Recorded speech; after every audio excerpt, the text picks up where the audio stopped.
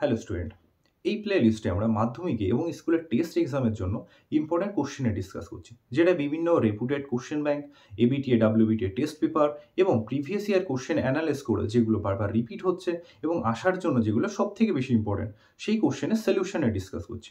তো তোমরা এই কোশ্চেনগুলো ভালো করে প্র্যাকটিস করো, তাহলে তোমাদের এক্সামে 70 to 80% নাম্বার স্কোর করতে কোনো সমস্যা হবে না। তো চলো ভিডিও শুরু করা যাক। হ্যালো, আজকে আমরা পাটিগণিতের এসইউ সিরিজের পার্ট 1 নিয়ে কথা বলবো। চলো তো দেখা যাক প্রথম কোশ্চেন কি দেওয়া আছে। আচ্ছা, প্রথম একটা অংশীদারি কারবারে অঙ্ক দিয়েছে। কি বলেছে? একটি অংশীদারি ব্যবসায় তিনজনের মূলধন অনুপাত 3:8:5 এবং প্রথম ব্যক্তির লাভ তৃতীয় ব্যক্তির লাভের থেকে 60 টাকা কম হলে ব্যবসায় মোট কত লাভ হয়েছিল সেটা বের করতে হবে। আচ্ছা, তাহলে ব্যবসায় মোট কত লাভ জানি না, তাহলে না জানলে আমরা কি করি, আমরা মোস্টলি ধরে নিই। তাহলে ধরি মোট লাভ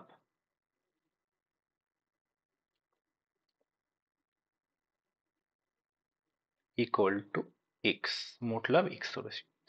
এখানে মূলধন অনুপাত দিয়েছে 3:8:5, তাহলে এখানে প্রথম ব্যক্তির লাভ কত হবে? দেখো মোট লাভ হচ্ছে এক্স, তাহলে যদি আনুপাতিক ভাগ হার হিসাবে করি আমি, তাহলে কি লিখতে পারি?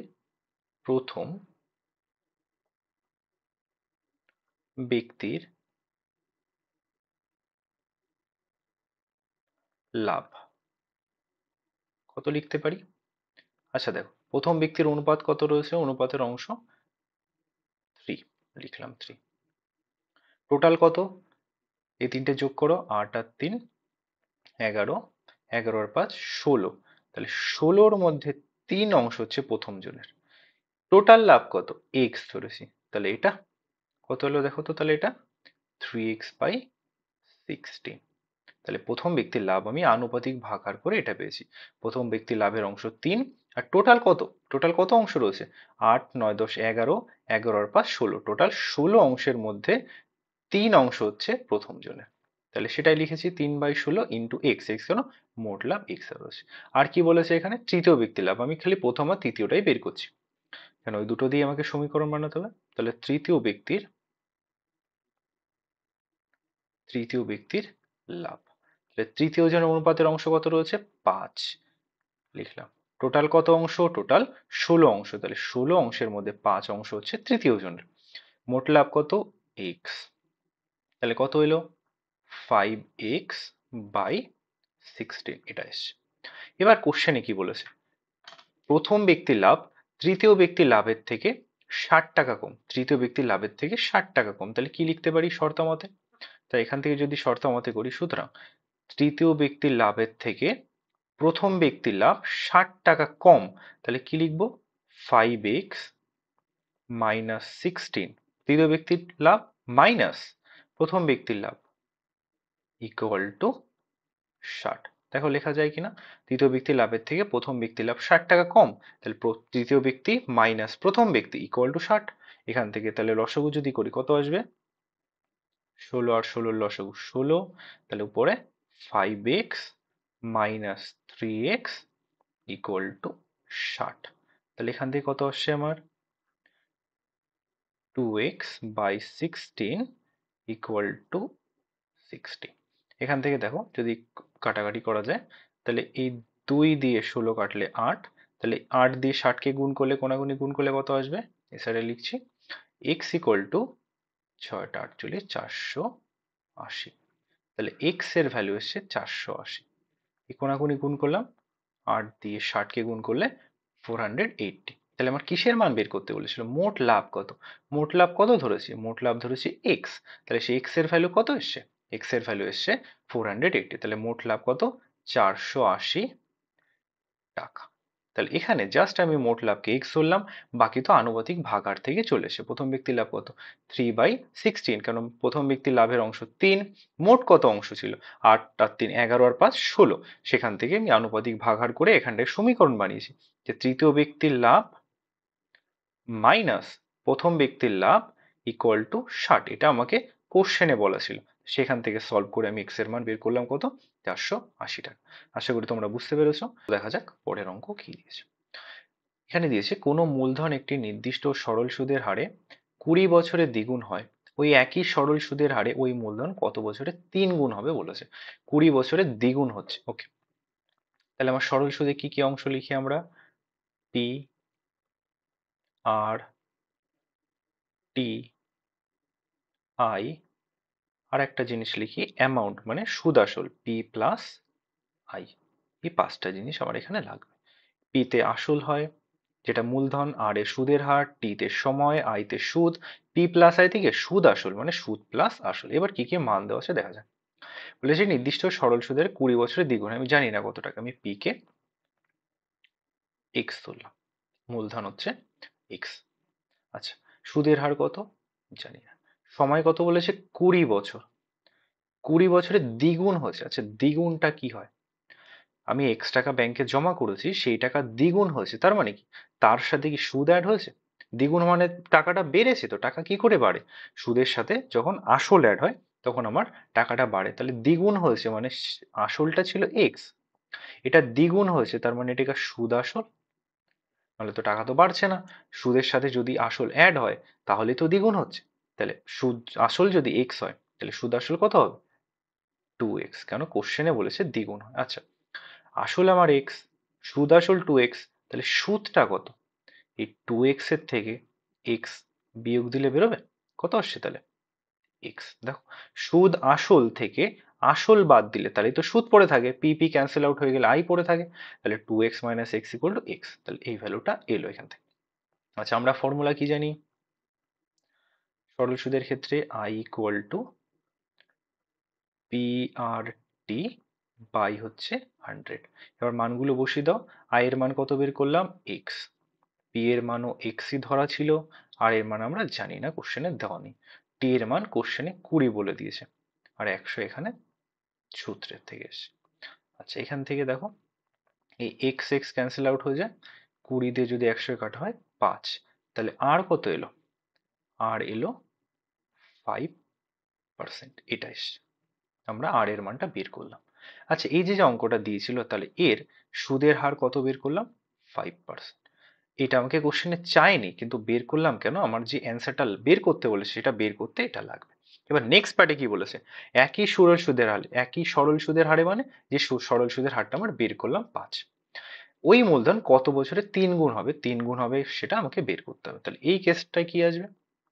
এখানে মানগুলো লিখি, পি আর টি আই, আর হচ্ছে পি প্লাস আই। আচ্ছা, এবার মানগুলো দেখা যাক কি আছে। পি যেটা, তাহলে পি কে আমি এক্সই ধরছি। আর কত? কেবলই বের করলাম 5%। টি কত বলেছে? কত বছরে 3 গুণ হবে? বছর আমি জানি না, এটা আমাকে বের করতে হবে।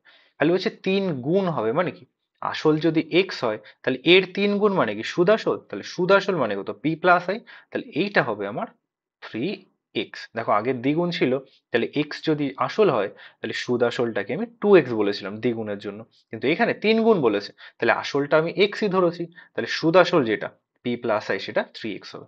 তাহলে সুদ আসল যদি 3x হয় তাহলে সুদ কত হবে? সুদ আসল থেকে আসলটা বিয়োগ দিলেই বেরিয়ে যাবে, তাহলে 3x মাইনাস এক্স কত আসছে তাহলে? 2x, এটা এসছে। এবার আমার ক্যালকুলেশন করলেই উত্তর বেরিয়ে যাবে। তাহলে আমি কি জানি formula? I equal to P R T by 100, এটা। তাহলে i এর মান কত বের করেছি আমরা? 2x। বসাও। p এর মান কত ধরা রয়েছে? x ধরা রয়েছে। r এর মান কত? 5। t জানি না, ওটা আমাকে বের করতে হবে। আর 100 তো ফর্মুলাতেই রয়েছে। এবার কাটাকাটি করলে আমার অ্যান্সার চলে আসবে।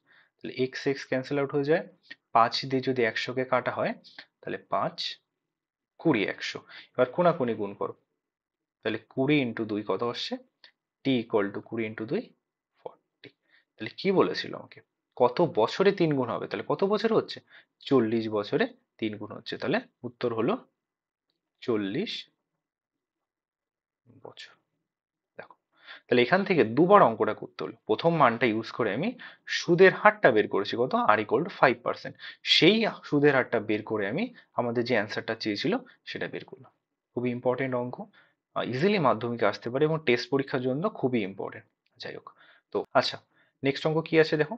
শতকরা বার্ষিক সরল সুদের হার কত হলে কোনো টাকার 10 বছরের সুদ সুদ আসলের 2/5 অংশ হবে তা নির্ণয় করতে বলেছে। ওকে, খুবই ইম্পর্টেন্ট অঙ্ক, ভেরি ভেরি ইম্পর্টেন্ট, এটা অবশ্যই প্র্যাকটিস করবে। ওকে, তাহলে আমার এখানে কি কি মান আছে সেটাকে লিখে নিই। কি কি লাগে আমাদের? পি, আর, টি, আই, আর হচ্ছে সুদ আসল লাগে, সেটা হচ্ছে পি প্লাস আই, এটা।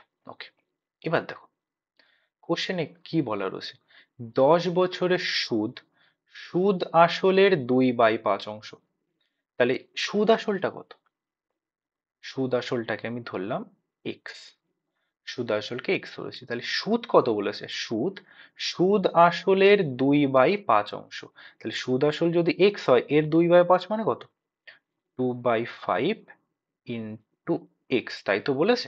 সুদটা হচ্ছে সুদ আসল এর 2/5, তাহলে সুদ আসল এক্স, তার 2/5 মানে 2/5 ইন্টু এক্স, কত হলো তাহলে এটা? 2x/5 হলো। তাহলে সুদ আসল এক্স, সুদ আমার 2x/5, তাহলে আসল কত? তাহলে আসল এই এক্স যেটা ছিল সুদ আসল, তার থেকে যদি আমি সুদটা বিয়োগ করে দিই, তাহলে কি আসল পড়ে থাকে? দেখো, সুদ আসল থেকে সুদ বিয়োগ করে দিচ্ছি, সুদ আসল মাইনাস সুদ, তাহলে সুদ সুদ ক্যান্সেল আউট হয়ে গেলে কি পড়ে থাকে? আসল পড়ে থাকে। তাহলে পি যেটা আসল ছিল সেটা কত? এক্স মাইনাস 2x/5, তাহলে এটা এলসিএম করলে কত আসবে? 5x মাইনাস 2x/5, তাহলে কত হচ্ছে আমার? 3x/5, তাহলে আসলটা বেরিয়ে গেল। আচ্ছা, সুদের হার কত সেটা বের করতে বলেছে জানি না, সময় কত বলেছে? 10 বছর। তাহলে যে মানটা ছিল সব বসান হয়ে গেছে, এবার আমাকে ক্যালকুলেশন করতে হবে। তাহলে আমরা কি জানি সূত্র?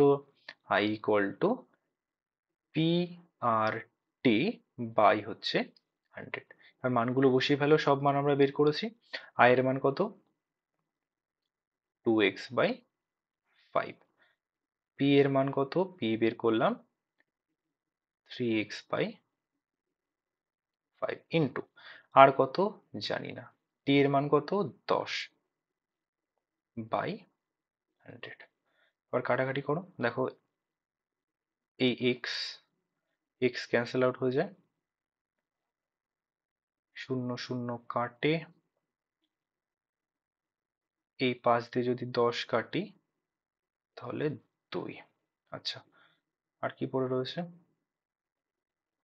তাহলে এখানে 2 পড়ে রয়েছে, ওদিকে পড়ে রয়েছে এই 3 আর আর, মানে এখানে 3r, আর এই 5টা রয়েছে এখানে, 5টাকে নিচে নিয়ে আসো, তাহলে 5 দুগুণ 10, তাহলে কোনাকুনি যদি গুণ করা হয় তাহলে কত আসছে?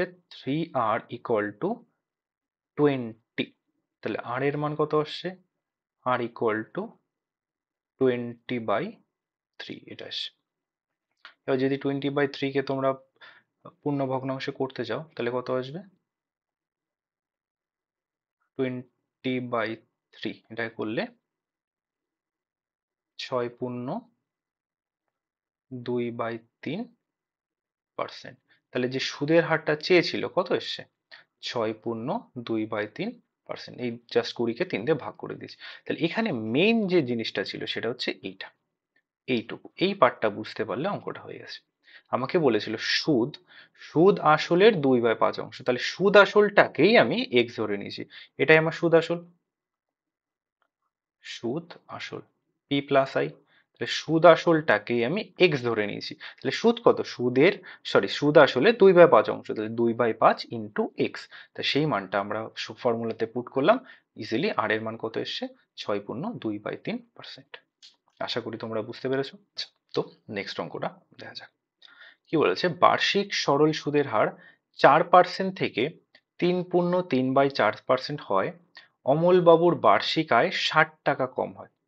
ওকে, অমল বাবুর মূলধন কত? আচ্ছা, তাহলে দুটো কেস আসবে এখানে। আচ্ছা, তাহলে এই যে 4%-এর কেসটা, দুটো কেস আসছে, 4%-এর কেসে একটা আর এইটার কেসে। আচ্ছা, তো 4%-এর যে কেসটা, এই ক্ষেত্রে সুদ কত আসছে দেখি। তাহলে আমি এখানে দুটো কেস করছি, পি আর টি, আই আমরা বের করব। পি কত? পি জানি না, তাহলে আমি ধরলাম পি হচ্ছে এক্স, আর এর মান কত? 4%। বার্ষিক সরল সুদ বলেছে, তার মানে এখানে টাইম হচ্ছে 1 বছর। তাহলে এই ক্ষেত্রে আই কত আসবে? সুদ কত আসবে? সূত্র ফর্মুলা জানি আমরা, P R T by 100। P কত? এক্স। আর কত? 4। টি হচ্ছে আমার 1 বাই 100, এটা। তাহলে কত আসছে আমার এটা? 4x বাই 100, এটা এলো। এবার এই কেসটা দেখছি, এটা। এই ক্ষেত্রে কত আসবে দেখো, এই কেসটার ক্ষেত্রে পি আর টি। পি কত? এক্স, সেমি মূলধন। সুদের হার কত? 3/3/4%। এটা মানে কত? 3×4 = 12, 12×3 = 15, 15/4%। টি কত? টি তো একই আছে, বার্ষিক বলেছে। তাহলে এই ক্ষেত্রে আই কত আসছে আমার? এই ক্ষেত্রে I equal to P R টি মানে এক্স, আর কত? 15/4। তাহলে 15 উপরে 4 নিচে, টি এর মান 1, আর নিচে একটা ফর্মুলার 100 ছিল। তাহলে কত এসছে আমার এখানে? 15x বাই 400, এটা এসছে। এবার কোশ্চেনে কি বলেছে? 4% থেকে এটা হওয়াতে তার 60 টাকা আয় কম হচ্ছে। তাহলে এইটা থেকে এইটা নিশ্চয়ই 60 টাকা কম, কারণ এটার থেকে এটা হওয়াতে ওনার 60 টাকা কম হচ্ছে। তার মানে এইটার থেকে যদি এটা বিয়োগ করে দিই তাহলে 60 আসার কথা। তাহলে এটাকে আমরা শর্ত মতো লিখতে পারি। তাহলে কি করব? 4x by 100 minus 15x by 400 equal to কত? 60। এটা আমার শর্ত মতে আসবে, আশা করি তোমরা বুঝতে পারছো। তাহলে এখান থেকে এই 100 আর 400 এর এলসিএম যদি করা হয় বা লসাগু করা হয়, তাহলে 400 আসবে। তাহলে কত আসবে? 100 দিয়ে 400 কে ডিভাইড করলে 4 হয়, আর 4 দিয়ে 4x কে গুণ করলে কত হয়? 16x মাইনাস, এখান থেকে 400 ক্যান্সেল আউট হয়ে গেলে 1, 1 ইন্টু 15, 15x ইকুয়াল টু 60। তাহলে উপরে কত থাকছে? 16x থেকে 15x বিয়োগ দিলে একটা x পড়ে থাকে, বাই 400 ইকুয়াল টু 60। তাহলে এবার জাস্ট কোনাকুনি গুণ করো। তাহলে x ইকুয়াল টু কত আসবে? 4 ছক 24, 3টে 0। তাহলে এটা আসছে x এর মান কত?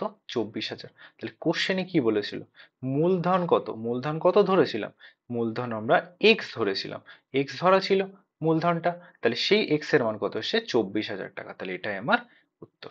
কারণ আমরা শুরুতেই মূলধনটাকে x ধরেছিলাম ক্ষেত্রেই, কারণ ক্ষেত্রে মূলধন তো সেমই ছিল, তাই দুটোকে x ধরে নিয়েছিলাম। সেই x এর ভ্যালুটা লাস্টে শর্তামতে করে কত এসছে? 24,000 টাকা। তাহলে এটাই আমার উত্তর। আচ্ছা, আশা করি বুঝতে পেরেছো তোমরা। তো চলো নেক্সট অঙ্ক দেখা যাক। কি বলেছে? বার্ষিক 5% সরল সুদের হারে কত টাকার মাসিক সুদ 1 টাকা হবে? আচ্ছা, তাহলে মানগুলো লেখা যায়। তাহলে আমার কি আছে? P R T I. ওকে, তাহলে কত টাকার মানে কত টাকা মূলধন জানি না, সেটা বের করতে হলে মূলধনকে আমি এক্স ধরলাম, ঠিক আছে? আমি জানি না এটা, তাহলে এটাকে মূলধনটাকে আমি এক্স ধরে নিয়েছি। আর কত? 5%। টি কত? মাসিক সুদ মানে 1 মাস বলে দিস, 1 মাস। সুদ হচ্ছে, সুদ কত? 1 টাকা। তাহলে এই মানগুলো আমাকে কোশ্চেনে দিয়ে দিয়েছে, কিন্তু আমরা এই চ্যাপ্টারে অঙ্ক করতে গিয়ে দেখেছি যে এখানে যে সময়টা সবসময় বছরে করে নিতে হয়। তাহলে এখানে 1 মাস বলেছে, তাহলে মাসকে বছরে করতে গেলে কি করতে হয়? 12 দিয়ে ভাগ করতে। তাহলে 1 মাস মানে কত? 1/12 বছর। তাহলে জাস্ট মাসটাকে বছরে ট্রান্সফার করার জন্য 12 দিয়ে ভাগ করলাম, বাকি অ্যাজ ইট ইজ সূত্র। তাহলে ফর্মুলা কি? I equal to P R T by হচ্ছে 100। আই এর মান কত? 1 টাকা, বসাও। পি এর মান কত জানি না, এক্স বসালাম। আর এর মান কত? 5। টি কত পেলাম? 1/12, তাহলে উপরে 1 নিচে 12 ইন্টু 100। আচ্ছা, দেখো এই 5 দিয়ে 100 ক্যান্সেল আউট হলে কত থাকে? 20। তাহলে এখানে কোনাকুনি গুণ করলে কত আসবে দেখো? 12 দুগুণ 24 মানে 240। তাহলে x ইকুয়াল টু 240। তাহলে x কি ধরেছিলাম? x ধরেছিলাম আমি মূলধন। তাহলে মূলধনের মান কত এলো? 240, তাহলে মূলধন কত? 240 টাকা। তাহলে জাস্ট এখানে অঙ্কটাতে জাস্ট এইটুকু ট্রিক ছিল আমার, যে মাসটাকে বছরে করে নিতে হবে, বাকি অঙ্কটা অ্যাজ ইট ইজ খুবই সিম্পল ছিল। আশা করি বুঝতে কোনো অসুবিধা হয়নি। আচ্ছা, তাহলে আজকে এই 5টা অঙ্কই ছিল। নেক্সট তোমাদের জন্য একটা হোমওয়ার্ক রেখেছি, কি বার্ষিক 10% সরল সুদের হারে কত বছরে কোনো মূলধন দ্বিগুণ হবে। তাহলে একটু আগে আমরা একটা অঙ্ক করেছিলাম, দ্বিগুণ কখন হয়? যখন যদি আসল এক্স হয়, তাহলে দ্বিগুণ কখন হয়? যখন তার সাথে 2 গুণ হয়, মানে সুদ আসল যেটা সেটা 2x হয়। তাহলে আসল যদি x হয়, তাহলে সুদ আসল কত হবে? 2x হবে। এটাই আমার দ্বিগুণ হওয়ার কন্ডিশন। কেন, সেটাই তো বলেছিলাম তোমাদের, যে আসল তখনই বাড়ে যখন আসলের সাথে সুদ অ্যাড হয়। তাহলে আসল x হলে সুদ আসল কত হবে? 2x, কেন কোশ্চেনে বলা আছে দ্বিগুণ হবে। তাহলে বাকি তোমরা ক্যালকুলেশনটা কমপ্লিট করে কমেন্টে জানিও তোমাদের উত্তর কত এসে। তো আজকের জন্য এইটুকুই, দেখা হচ্ছে পরের ভিডিওতে। Thank you.